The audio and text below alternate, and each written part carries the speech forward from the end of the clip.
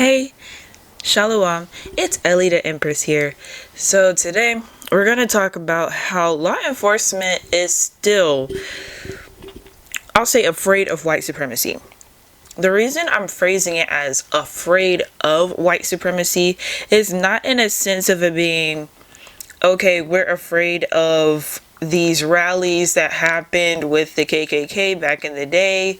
We're afraid of these towns, these churches, these religious organizations, these communities, these people's homes, these people's livelihoods, these people's crops, these people's ways of life are being burned down by groups of people. Because that's not what's happening right now, right? That's not the mainstream narrative that's being spread in today's time. We're talking about in the 2020 decade. Because remember, we crossed over into a different way of life, and then we had the year 2020. Now we're in a new decade. The decade's half over. So we're not concerned about the KKK rioting, right? Or destroying people in masses with sheets on. That's not what we're concerned about, right? So why do I say that law enforcement is afraid of white supremacy? I'm phrasing that in such a way to say this simply. Why does it matter the race of an individual encountering police? Why does the race matter? What matters is the individual encountering police a victim, an innocent bystander, or a perpetrator, or criminal? Are they a criminal, the victim of crimes, or someone who's simply there at the scene? Law enforcement, according to the law, is there to enforce the policies of the local and federal government. If we live in the United States of America in the 2020 decade, why are we still discussing things such as race and ethnicity when encountering law enforcement, when law enforcement is paid to serve and protect the community, no matter the race nor ethnicity of that community?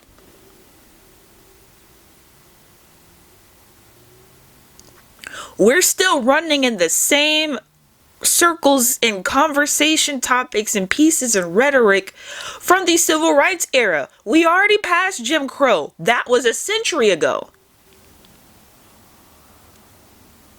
So when Caucasian people bring up questions and conversation topics like, why do you all have to bring race into everything, and we shouldn't be concerned about that, slavery was so long ago, racism and segregation were so long ago.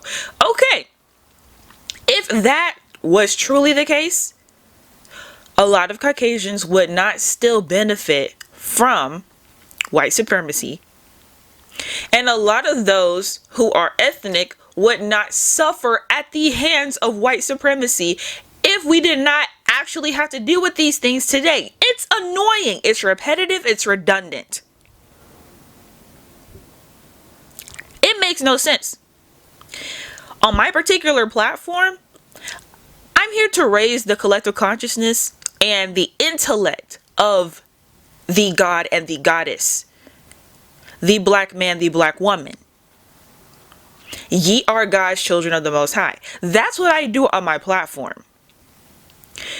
I'm not intentionally trying to fight white supremacy.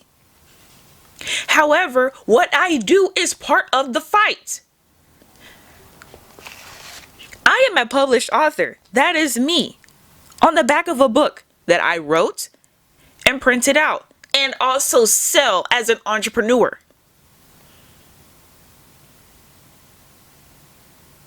White supremacy tried to make sure that I did not have the intellect and know-how to know even how to read. So now that I am able to read, comprehend, be able to regurgitate and also explain and teach in my own way. I am the epitome of what white supremacy despises. I am also a beneficiary of reparations. White supremacy hates me. White supremacy hates me. An educated black female who benefited from what was supposed to happen when our ancestors were slaves and sharecroppers. So now that I have taken my privilege, my knowledge, and my know-how and taken it to the actual streets, I was in the streets. I took it to the actual streets. I talk to people in real life. I communicate with the homeless. I let it be known what's going on, and I learn from said homeless person as well, their experience. This is not something I do from behind a screen 100% of the time. And that's what a lot of other people are. I will get to that in a moment. The performative activism. A lot of you perform. You like the screen. You don't like the action of actually implementing the rhetoric that you're speaking on. You don't like to actually do it in real life. I'll get to you in a moment. Right now, we're talking about law enforcement. The origin of the police force was made to capture runaway slaves in the United States of America. The origin of street gangs were made to protect the citizen from said police force. From white supremacy. Now all of a sudden our gangs are infiltrated, and now it's about drug trafficking and human trafficking. That's not what gangs were supposed to be for in the first place.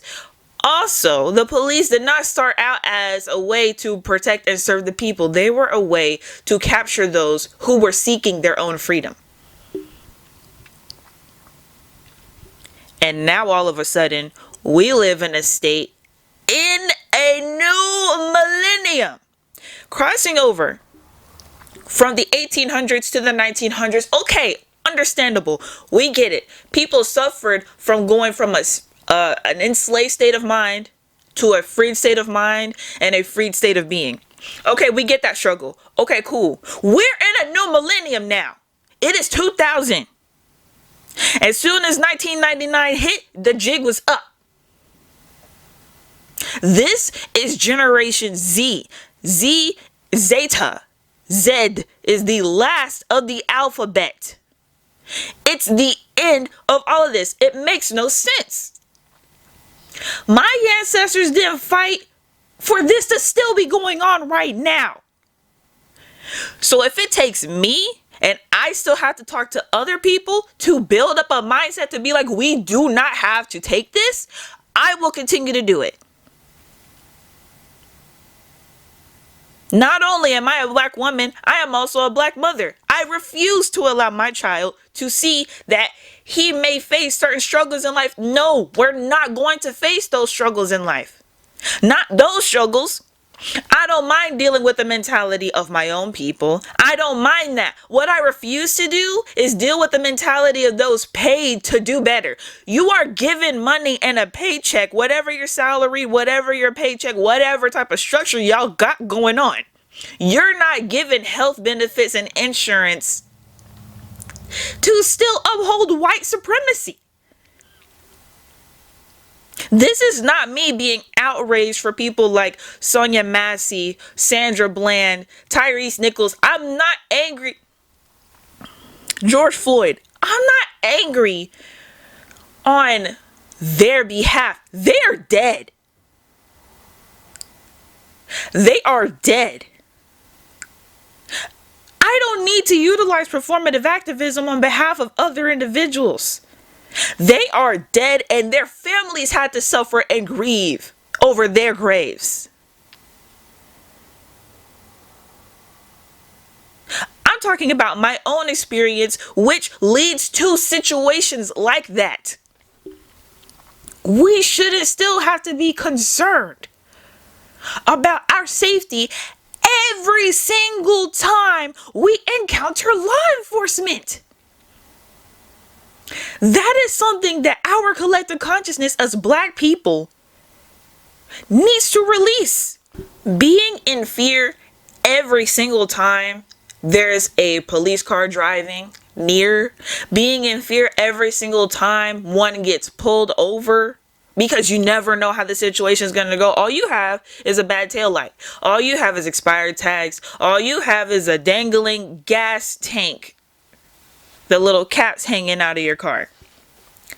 Nobody should fear for their life in simple encounters with law enforcement. Do you hear what I'm saying? Because I'm saying something that's so simple, yet those in authority like to act like they retarded. How come the ones in authority and power are the ones who act slow?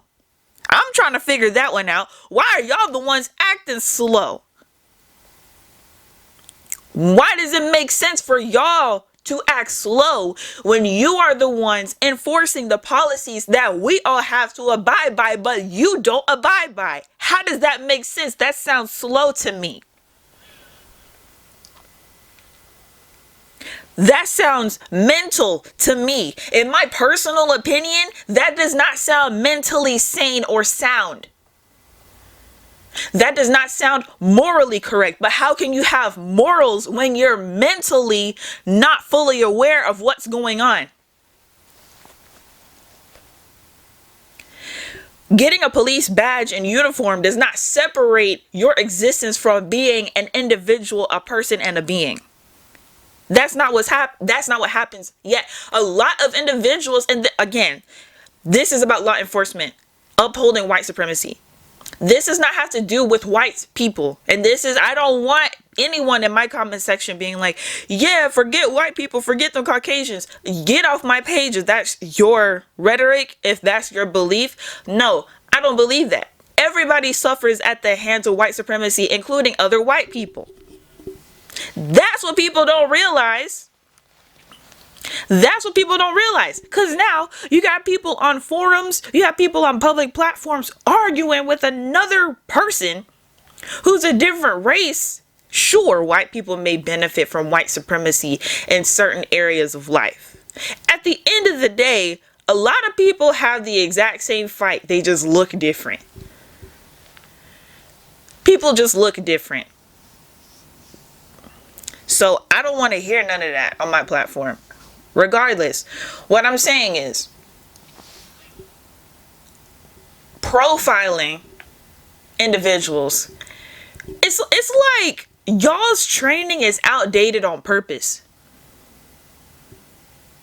It's like law enforcement's training and psychological programming is outdated on purpose because it was flawed to begin with.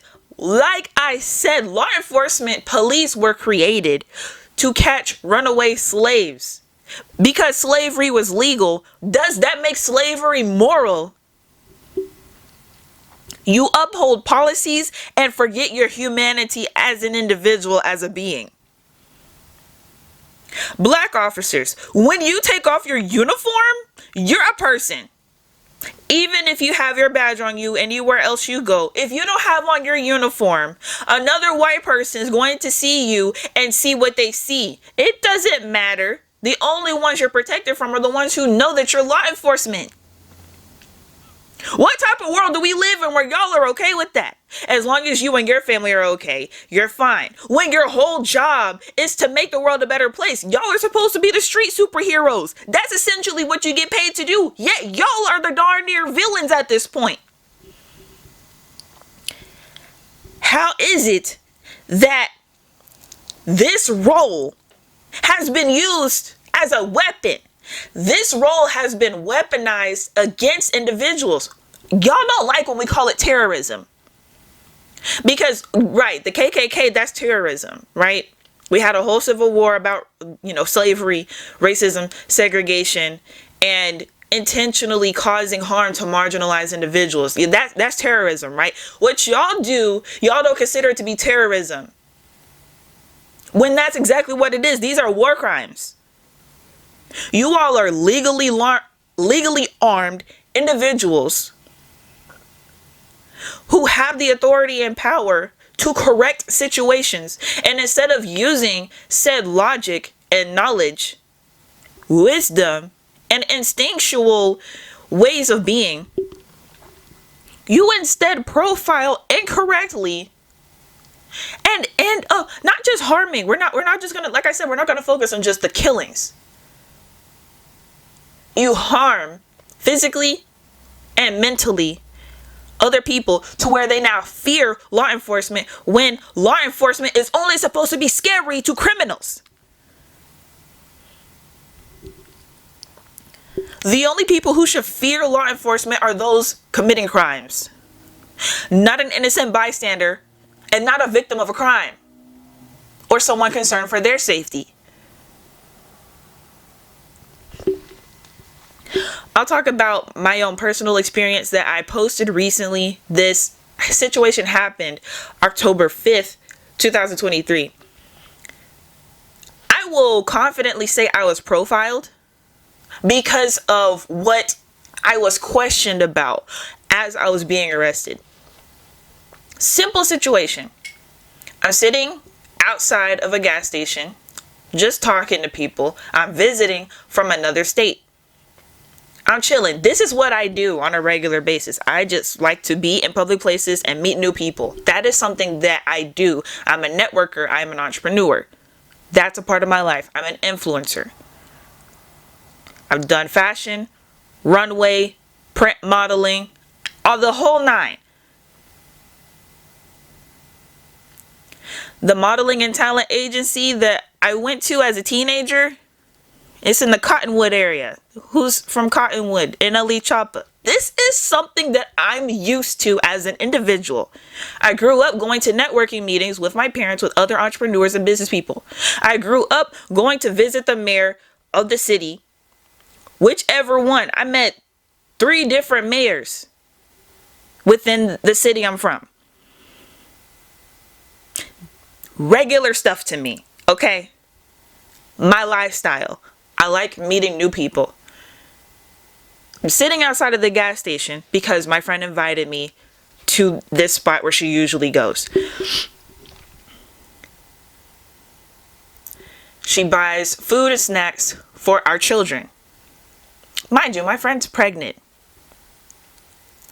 Obviously, small children and a pregnant lady want to sit down. So we're sitting at the table. All of a sudden, a police officer comes up, kind of frantic. If I'm being honest, I noticed it from the jump. I was just like, I said something to her. I was like, you see the way that guy's acting? Because it was like, it seemed like there was a situation. So, when he came over to us and said we have to go, again, I'm thinking about little kids and pregnancy. We're not trying to go anywhere right now. We just sat down, we're eating, ain't nobody trying to move. Leave us alone. We're not doing anything wrong. We're paying customers. Chill out. So, immediately he says we have to go. I say, what happened? Asking a question. I have been in situations where I can question and ask police anything that I'm inquiring about, even if I'm in the wrong, without fearing for my life. Regular civilian. It doesn't matter the situation or circumstance. If no one's life is in danger, everyone needs to be calm and questions are allowed to be asked.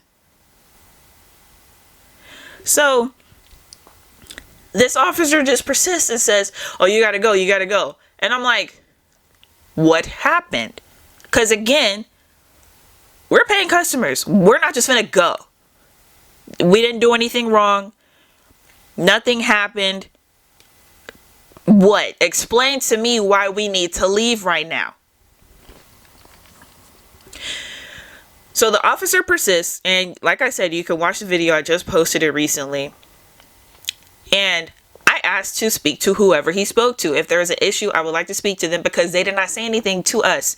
If they had said something to us previously or prior to him arriving there, no questions asked. Okay, we're going to leave. They already asked us to leave. Let's go. That did not happen. So I inquired and I said, well, can I speak to them?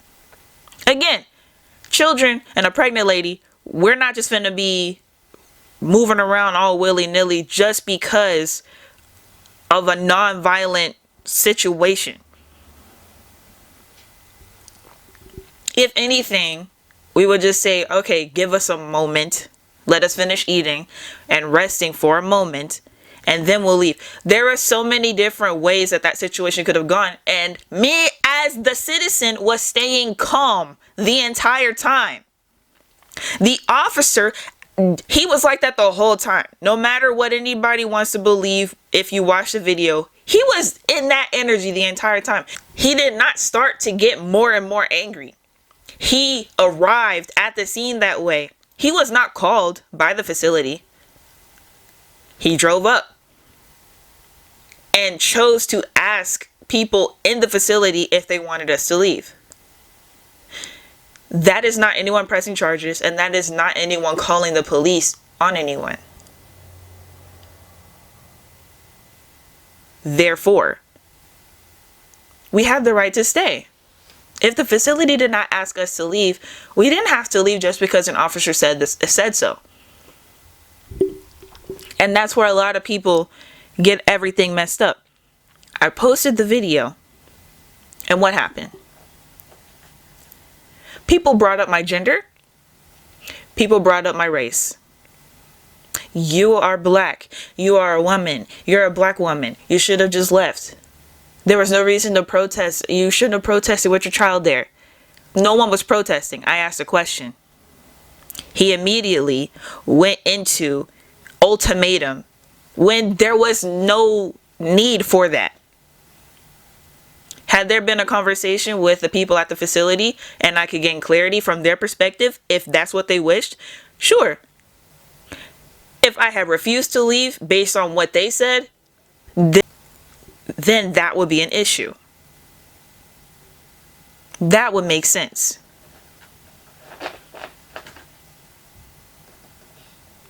That other situation didn't make any logical sense. It only made sense because I was profiled. And that's what I want everyone to realize. I was profiled because once the officer actually did arrest me, he started questioning me things that had nothing to do with the scene or the situation at all. He started saying things like, why are you out here like this with your son? Don't you care about your son? It's dangerous out here. Sir, I am visiting from another state. What are you insinuating? What type of conversation are you provoking? What rhetoric are you basing your conversation on? And then simultaneously, I answer the questions. I say, we're here on a spirit walk. How I phrase it at the time may be different. However, the basis of it was we were there for the Hebrew holiday Sukkot, Feast of Tabernacles. That's why we were there.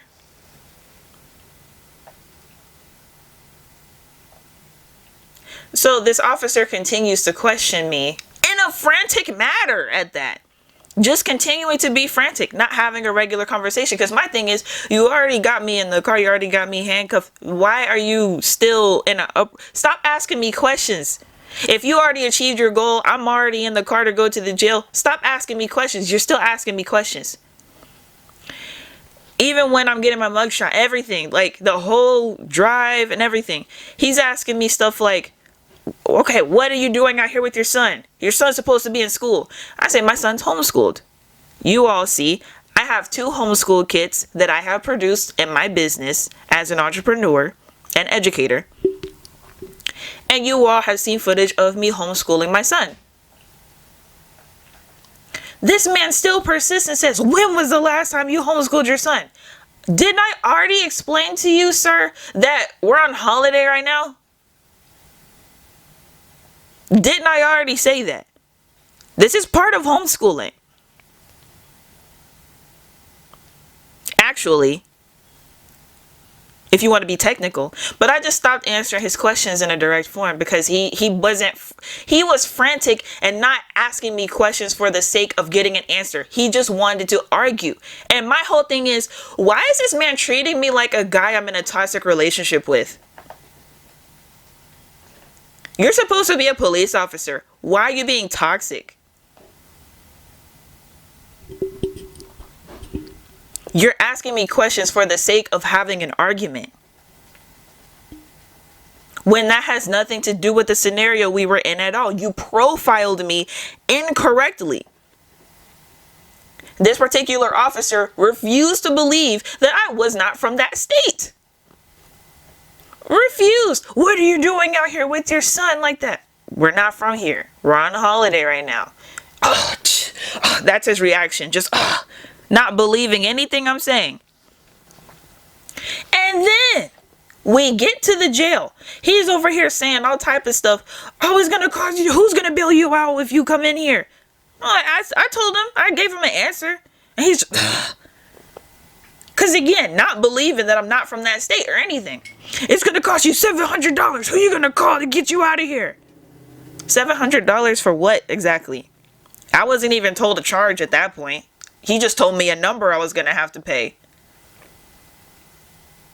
Why are you telling me I'm going to have to pay $700? And why are you asking me who's going to come get me? What are you doing? This isn't even regular protocol. What's happening? Because he wasn't, again, at that time period, he was not asking those questions. I saw when he was asking real questions.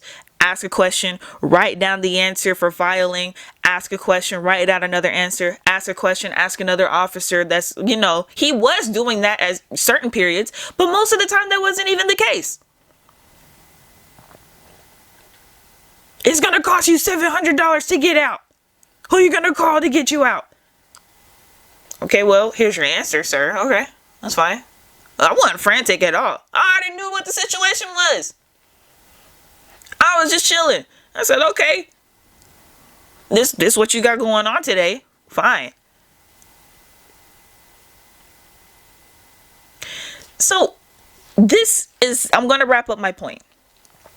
Why did this black male officer then say to me, oh, well, you better be glad it was me that got you instead of one of these people, talking about white people pointing to his palm being a white person color.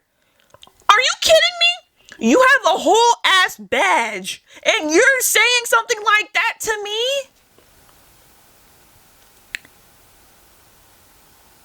Was there a white officer patrolling going to ask random facilities if they want the space cleared out? Because y'all weren't called. Police was not called to the location. I was told that. I saw the body cam footage when he went into the facility. They didn't call. He just saw some stuff and asked, do you want me to get these people gone? There were some other people as well. It wasn't just us. So it was a crowd of people. So I get that point. For us, though, we are paying customers. So it's like we don't have to leave just because everybody else has to leave.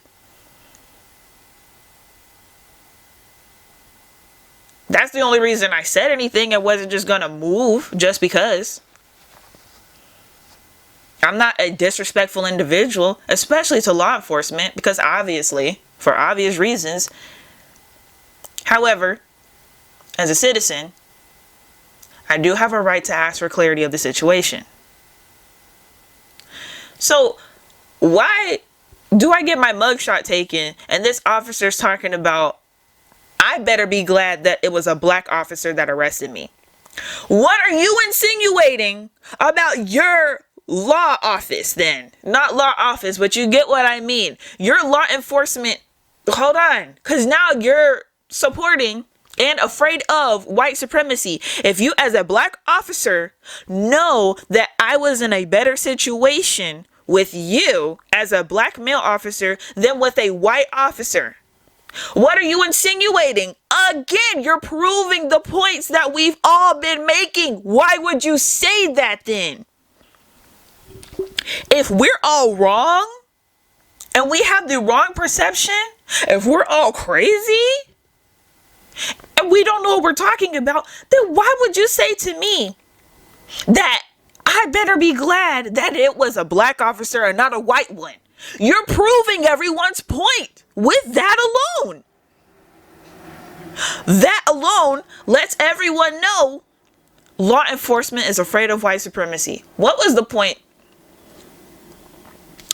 What was the point of all of this if our black law enforcement, our black officers are still afraid of white people? What was even the point then? Y'all got the badge, y'all got the uniform, y'all got everything. You're afraid for me because you know one of your white constituents probably wouldn't have handled the situation how you did? Okay. Right. Because law enforcement is afraid of white supremacy. This is why I push what I push. This isn't a fight against white people. This is a fight for ourselves.